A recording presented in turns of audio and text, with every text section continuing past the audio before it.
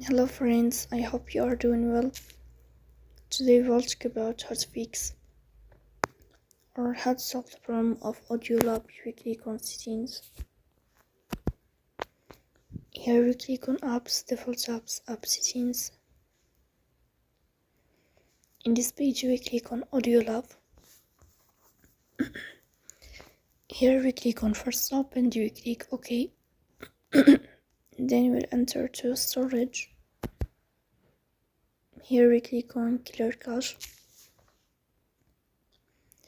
Then we'll turn off your Wi-Fi and you will turn on your Wi-Fi again to fix that problem. If it's not working with you, you will go to Play Store. You will search about the application of Audiolab.